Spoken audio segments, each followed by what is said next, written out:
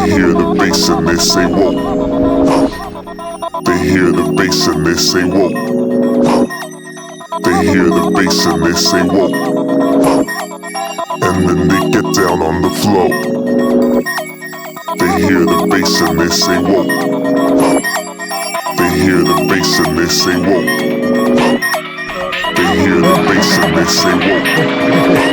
I thought it was And then they get down on the floor. Wait, that's Mark setting up. They hear the bass and they say whoa. They hear the bass and they say whoa. They hear the bass and they say whoa.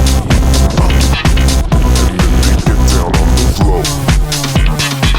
They hear the bass and they say whoa. They hear the bass and they say whoa.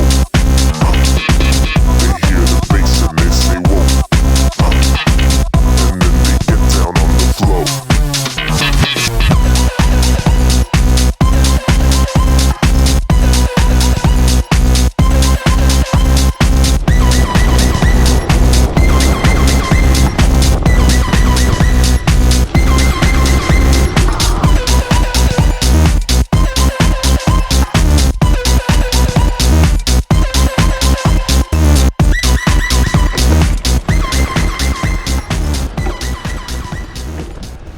Good morning, Dukes and Duchesses of Dunberland. I hope you're doing well. It's your boy Marky Mark.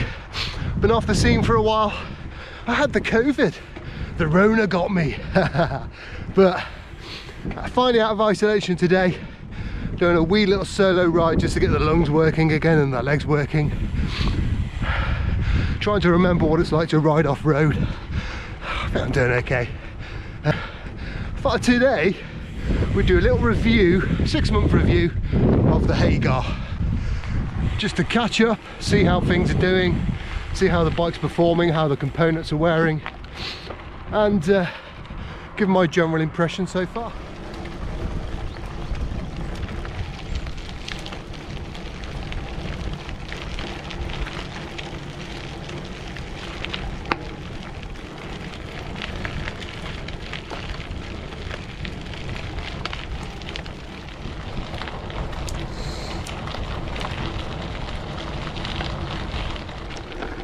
Well, my first impressions of the Hagar were, wow, that's a mad looking bike.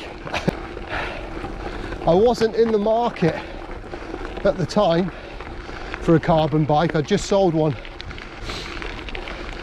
In fact, I had my eye on a new titanium frame. But here we are with the Hagar.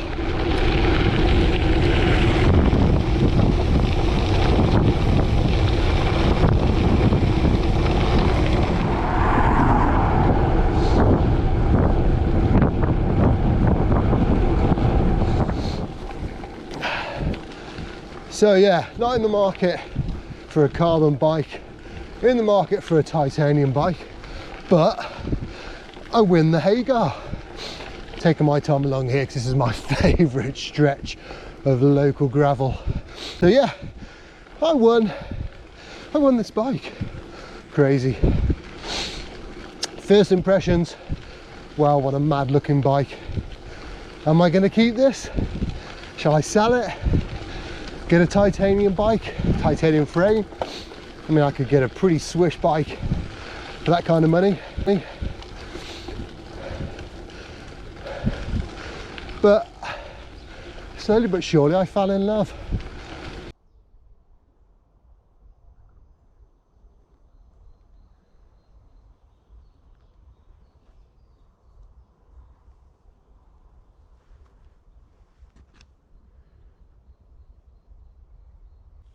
So a love story was begun between me and the Hagar. It's there's just something about it. It's just so, for me, it's so futuristic looking. I mean, there's so many incredible lines on the bike. The super slack head tube angle, that really low top bar to give you plenty of standover height, the crazy gear ratios, You know, we're going from a 1052 SRAM axis with a 38 tooth chainring up front. It just means you can climb anything, as you saw earlier with me climbing up to Wheatslade on the rough track. The numerous bottle cage mounts here, as you can see on there and underneath. The dropper post, I mean, this has just made life so much fun going down stuff now. It's just so confidence inspiring. So for me personally, I just love this bike. I didn't think I was going to get another carbon bike, but I'm loving the feel. I love the responsiveness of carbon. It's just such a great bike to ride. There are pitfalls, and they come around that SRAM axis group set. So we're looking at a £360 rear cassette, a £500 rear mech. You know, it's just the chain alone would be 60 quid to replace. I mean, 60 quid for a chain, you could replace a cassette and a chain for that amount. I don't want to compromise on this bike, but £360 for a rear cassette is just an insane amount of money. It is incredibly light. I have found some other options. Garbaruk and Sunrace both make quite light, or as light as, options for this, and they are cheaper. So it's a case of ordering in advance and just hoping they come before anything fails. I still have the Kinesis, so I've got a backup bike. But yeah, so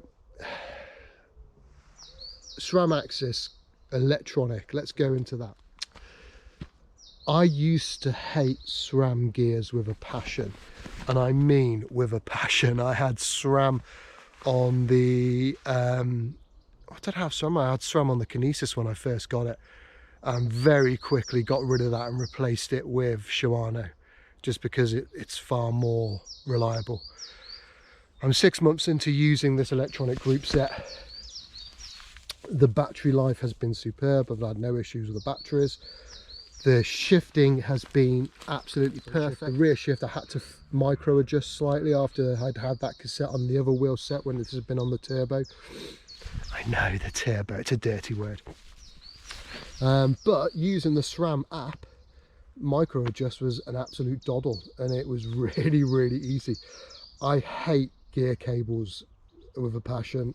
I hate a lot of things with a passion, but I love a lot of things with a passion as well, I promise.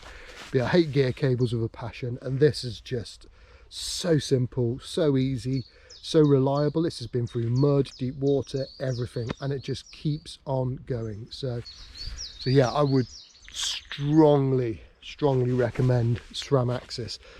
At the price it is at the moment, it's ridiculous. You could buy a whole new bike for the cost of getting a SRAM axis group set, but they've just bought out a GX model, which is way cheaper than this. This is the Eagle XX1. So this is the top of the line mountain bike version, but they have just bought out a cheaper mountain bike version, which you could mullet build onto a gravel bike just like this, onto any gravel bike. And that could be the deal breaker for a lot of people going to electronic gears. And as I say, wireless, so there's no messing about with cables, no messing about with battery packs in down tubes or whatever. Everything is wireless, including the dropper seat post. So yeah, this is started off as a bike that I was, do I want to keep this, don't I, to a bike that I am absolutely in love with. I've ridden it now over some long rides, and it has been actually incredibly comfortable. There were concerns with it from the reviews that I'd read, that with it being quite a stiff carbon rear, it would be harsh over longer rides. But I did a 120k ride a couple of weeks ago, all off-road with a few bit of road sections, but vast majority off-road. Super comfy. That could be down to the tyres and the wheels. These Zip wheels are incredibly light and really comfortable and compliant. The tyres are 50mm 120 TPI tyres, so they are super supple and really comfy and really grippy. And yeah, that could be the main difference there. Maybe if I stuck some slicks on this and tried to ride it for 120 kilometers off-road, on road, it'd be a different story. But for me, it's been spot on. So everything so far, touch wood, has been brilliant. It's just been absolutely perfect and great. Just, I say, puts a smile on my face every time I look at it, every time I ride it. For me, as I've already said, this is what I imagined a sci-fi bike would be like, a bike of the future. It's just so radical in the design of the frame and the forks, and everything is just so radical compared to a traditional gravel bike, or even a traditional road bike, or even a traditional bike full stop. I mean, this is more in the mountain bike territory when you think about the design of it. But yeah, brilliant fun, and I love it to absolute bits.